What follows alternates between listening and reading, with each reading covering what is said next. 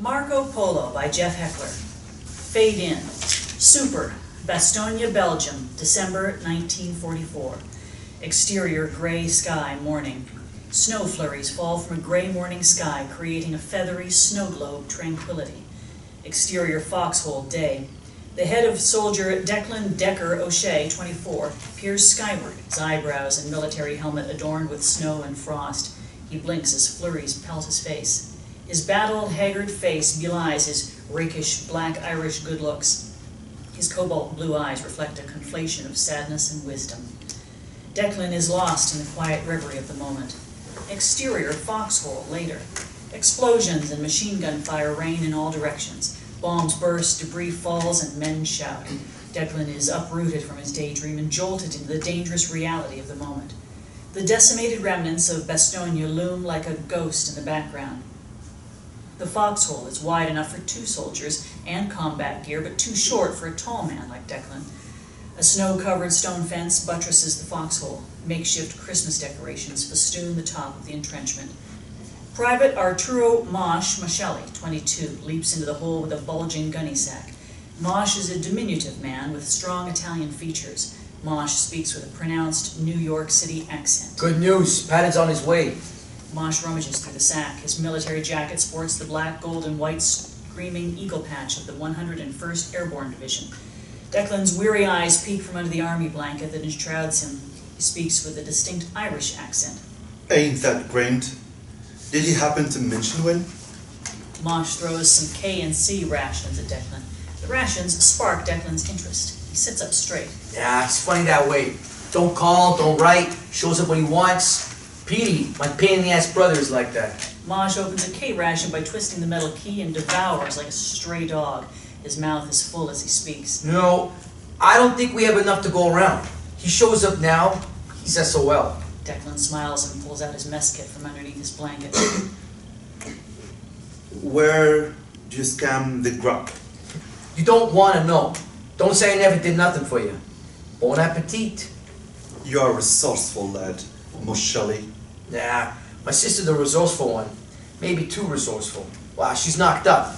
You could take the girl out of Queens, well, you just can't take the girl out of Queens, huh? An explosion occurs near the foxhole, shooting soot and grime over Mosch and Declan. Declan places his packaged rations neatly on his mess kit. Mosch looks over. Declan's face is dreamy, although the immediate area is pummeled with explosions and gunfire. Hey, Decca, what's with the fuss? You know where I am, Mosch. Tonight I'm in Manhattan. Christmas time in the city. Jack and Charlie's. Thick bloody steak. Big fat baked potato. Ever dine there? Dine there? Are you shitting me? I'm lucky to let me near the place. My brother robbed it. Doing a nickel at Sing Sing. It's swell. Everything is so clean. Tastes like heaven. Long-legged women. Man, oh man, the women. Don't. You might hurt yourself. Declan and Mosch reflect for a moment. I'm too flaming cold to sit around, Decca. Mind the fort. I'm scrapping for more chow. I remind you, it's a little dangerous out there. I'm dead man skating now. Can't feel my toes. Another perfect example of army foobar. I got the steer, you see? The brass meant to send us to the Pacific Island somewhere, seeing as they didn't provide any winter coats or boots and such. So we ain't supposed to be here. And if we ain't supposed to be here, then no way I'm buying the farm. Capiche? Gotta keep these dogs in this... Mosch takes his hand from his shoulders to his waist and bats his eyes like a model. From freezing. Quiet beating you comes and go already. Declan pauses. Safe journey, Mosch. As my drunken old puppy would say, may the strength of thee be in your journey. Irish toast's got a million of them. Nuts, you're nuts. I'm off. Mosch leaps out of the foxhole and runs out of view. A giant explosion blasts yards from the hole. Soot, rock, and smoke encircle Declan. He looks down and sees Mosch's head, his helmet intact, bleeding and dirty, balanced on his mess kit. Declan is frozen. He does not move a muscle and glares at his buddy's head. Exterior forest later. Men shouting, some cheering is heard among the din of the bombardments and the clanking drone of rolling tanks. African-American troops are weaving through the fields. Some soldiers, without overcoats, sport the patches of the 761st Tank Battalion, a black panther with the inscription, "Come out fighting." Captain Wendell Dell Lee, 25, a head-turning, athletic African-American professional, is speaking on a walkie-talkie in a copse of trees among a few of his subordinates. He possesses the distinguished aura of a natural leader. We've pushed through the north end of the perimeter and moving to secure the road eastward from Bastogne. Super work, Captain. The walkie-talkie voice is drowned out by the noise of war. We're moving some cold and starving soldiers out of harm's way. The walkie-talkie voice drones on as Wendell sees a black soldier and a white soldier escort Declan to safety. Wendell addresses them as they pass. What is wrong with this soldier? You don't want to know, sir. The trio passes quickly as Declan's eyes expose the 10,000-mile stare of a traumatized man.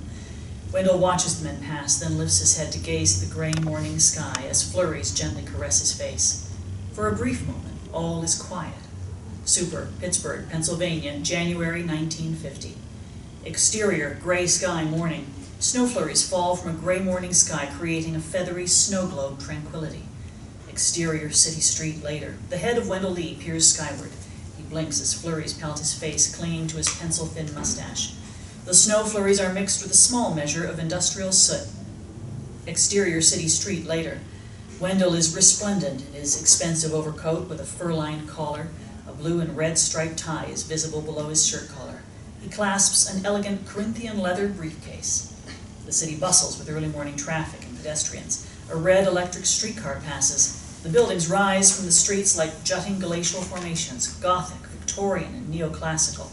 A nearby church chimes the time. Wendell exudes the self-confidence of a successful professional, yet his eyes reveal a troubled and inebriated young man. He glances at the stairs of a French Gothic Renaissance granite courthouse and begins to ascend. The building sign carved into the stone decorative frise reads, Allegheny County Courthouse, Interior Courtroom Day. A large hand with a black and gold Freemason ring strums on an expansive oak judicial bench. A panorama view of the courtroom can be viewed from the bench. Only a few onlookers in court that day. The uncomfortable quiet is punctuated with an occasional cough.